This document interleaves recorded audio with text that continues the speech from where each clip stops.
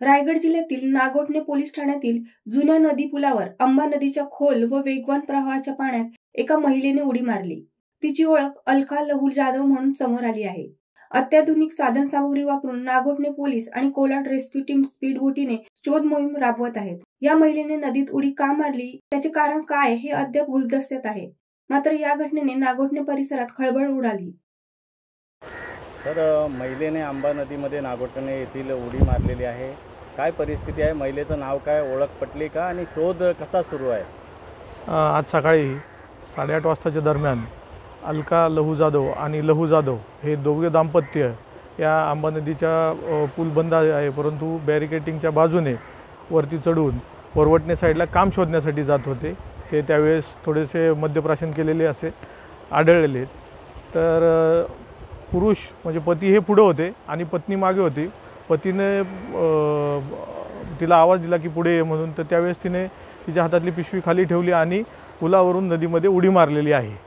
आता सध्या शोध मोहिमेसाठी कोणतं साहित्य वापरलं जाते, कोणती टीम कार्यरत आहे? श्री सुनीलजी तटकरे प्रतिष्ठान कोलाड येथील रेस्क्यू टीम या ठिकाणी आलेली आहे आणि या रेस्क्यू टीमच्याच माध्यमातून आम्ही शोध मोहीम घेत आहोत। या ठिकाणी आम्ही एक मोठी बोट वापरलेली आहे, अजून 2 छोट्या बोटी आणि ड्रोन मागवण्यात आलेले आहे। त्याच्या सहाय्याने आम्ही शोधकार्य करणार आहोत।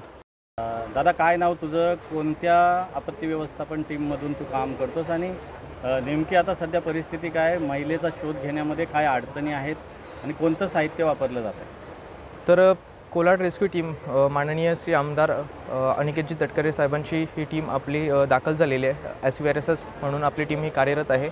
आपत्कालीन परिस्थितीमध्ये बऱ्याच ठिकाणी आपण काम करत असतो। तर सकाळी मिळालेल्या माहितीनुसार आपण ह्या ठिकाणी दाखल झालेलो आहोत। एक महिलेने ब्रिजवरून उडी मारल्याची माहिती मिळाली। त्यासोबतच आपण सर्व जे इक्विपमेंट्स असतात ते या ठिकाणी घेऊन आलेलो आहोत। ॲडव्हान्स ड्रोन्स असतील, थर्मल कॅमेरेज असतील, अंडर वॉटर कॅमेरेज असतील, त्यासोबतच ज्या राफ्ट यूज केल्या जातात, IRP बोट्स असेल, याचा वापर करून आपण सर्च ऑपरेशन घेत आहोत। परंतु जर पाहिलं तर नदीचा प्रवाह अति वेगाने वाहत आहे। त्यामध्ये शक्यता अशी वर्तवली जाते की त्या महिलेचा जर मृत्यू झाला असेल तर ती कदाचित खालच्या बाजूला निघून गेली असावी। तर त्या अनुषंगाने आपण शोध घेत आहोत।